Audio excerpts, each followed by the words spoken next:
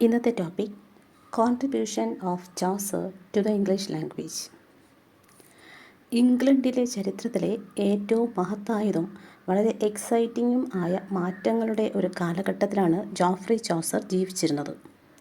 ചോസറിൻ്റെ England ആദ്യമായി modernism മെഡീവലിസവുമായി mingle ചെയ്യുന്നതിന് സാക്ഷ്യം വഹിച്ചു. ഈ കാലയളവിൽ ഇംഗ്ലണ്ട് ഒരു ഡിസ്റ്റിങ്ക്റ്റ് നേഷൻ അഥവാ ഒരു പ്രത്യേക രാജ്യമായി വളരാൻ തുടങ്ങി.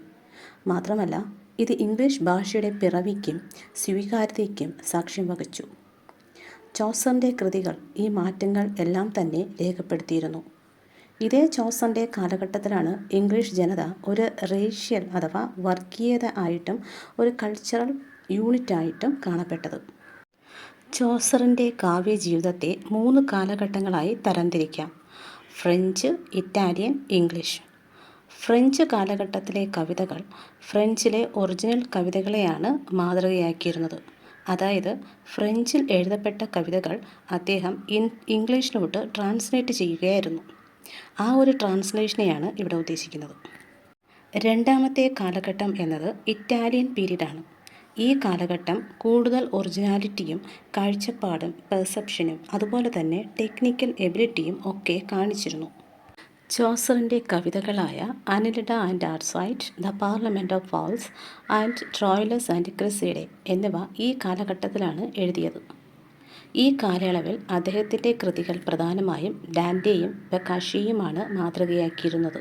മൂന്നാമത്തെ പീരീഡിലാണ് ചോസർ തൻ്റെ മാസ്റ്റർ പീസായ കാൻറ്റർബറി ടെയിൽസ് എഴുതുന്നത്. കാൻറ്റർബറീസിലുള്ള സെയിൻറ്റ് തോമസ് ബക്കറ്റിൻ്റെ ശവകുടീരത്തിലേക്കുള്ള യാത്രാമധ്യേ ചോസറിൻ്റെ കൂടെ ഉണ്ടായിരുന്ന തീർത്ഥാടകർ പറഞ്ഞ 24 കഥകളുടെ ഒരു സീരീസ് അഥവാ പരമ്പരയായിട്ടാണ് ഈ കൃതി എഴുതിയിരിക്കുന്നത്. സെയിൻറ്റ് തോമസ് ബക്കറ്റ് എന്ന ഒരു ആർച്ച് ബിഷപ്പ് അദ്ദേഹം വധിക്കപ്പെടുന്നു. ശവസംസ്കാരം കാൻറ്റർബറി എന്ന സ്ഥലത്താണ് നടന്നത്. അവിടെയുള്ള അദ്ദേഹത്തിൻ്റെ ശവകുടീരം സന്ദർശിക്കാനായി പുറപ്പെട്ട ചോസർ ഉൾപ്പെടെയുള്ള 29 തീർത്ഥാടകരും ടെബാർഡ് ഇൻ അഥവാ ടെബാർഡ് എന്ന സത്രത്തിൽ വഴിമധ്യേ തങ്ങുന്നു. അവിടെ വെച്ച് യാത്രയുടെ വിരസത അകറ്റാനായി പിറ്റേന്ന് കാൻറ്റർബറിയിലേക്ക് പോകുന്ന വഴിക്ക് ഓരോ തീർത്ഥാടകരും 2 കഥകൾ വെച്ച് പറയണം എന്ന് തീരുമാനിക്കുന്നു. ഇതിലെ തീർത്ഥാടകർ എല്ലാം തന്നെ വിവിധ സ്ഥലങ്ങളിൽ നിന്നുള്ളവരും വ്യത്യസ്ത തൊഴിലുകളിൽ ഏർപ്പെട്ടിരുന്നവരുമാണ്. അതിനാൽ തന്നെ അവർ പറഞ്ഞ കഥകളെല്ലാം തന്നെ വ്യത്യസ്തമായിരുന്നു. എന്നാൽ കഥകൾ പറയാനുള്ള ചോസറിൻ്റെ കഴിവും കഥാപാത്ര രൂപീകരണത്തിലെ അദ്ദേഹത്തിൻ്റെ മികവുമാണ് ഈ കൃതിയെ ശ്രദ്ധേയമാക്കിയത്. ബൈബിളിൻ്റെ സ്വാധീനത്തിന് മുൻപ് ഇംഗ്ലീഷ് ഭാഷയ്ക്ക് ചോസർ നൽകിയ സംഭാവനകൾ ശ്രദ്ധേയമാണ്. ഇംഗ്ലീഷ് ഭാഷയുടെ ശൈശവഘട്ടത്തിലാണ് അദ്ദേഹം ജീവിച്ചിരുന്നത്. അന്നത്തെ ഏറ്റവും പ്രചാരമുള്ള ഭാഷയായ ഈസ്റ്റ് മിഡ്ലാൻഡ് ഡയലക്റ്റിലായിരുന്നു അദ്ദേഹം എഴുതിയിരുന്നത്. അത് ഈസ്റ്റ് മിഡ്ലാൻഡ് ഡയലക്റ്റിനെ ഒരു സ്റ്റാൻഡേർഡ് ഭാഷയായി ഉയരാൻ സഹായിച്ചു. ലിറ്ററേച്ചറിലുള്ള അദ്ദേഹത്തിൻ്റെ സംഭാവനകൾ കണക്കിലെടുത്ത് ആധുനിക കവിതയുടെ പിതാവ് അഥവാ the father of modern English poetry എന്ന് അദ്ദേഹത്തെ വിളിക്കുന്നു. മാത്രമല്ല the first illuminer of English tongue എന്നും വെൽ ഓഫ് ഇംഗ്ലീഷ് അൺഡിഫൈൽഡ് എന്നും പറയപ്പെടുന്നു. ധാരാളം വേർഡുകൾ ചോസർ ഭാഷയ്ക്ക് സമ്മാനിച്ചിട്ടുണ്ട്.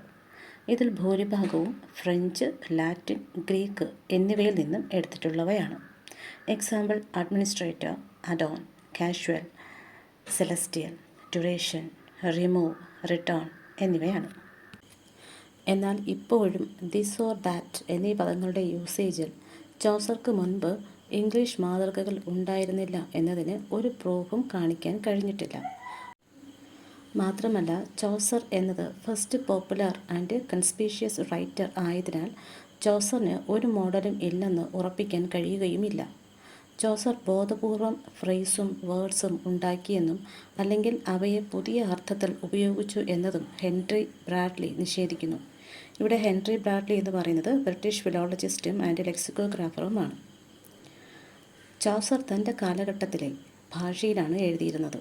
അദ്ദേഹത്തിൻ്റെ writings on ethics, assemblance of words, versification എന്നിവയെക്കുറിച്ചുള്ള ബൃഹത്തായ രചനയാണ് ചോസറിനെ ജനപ്രിയനാക്കിയത്. ഇംഗ്ലീഷ് ഭാഷയുടെ നിർമ്മാതാവ് എന്ന നിലയിൽ അദ്ദേഹത്തിൻ്റെ സംഭാവനകൾ മനസ്സിലാക്കാവുന്നതും അനുഭവപ്പെടുന്നതുമാണ്. Thank you.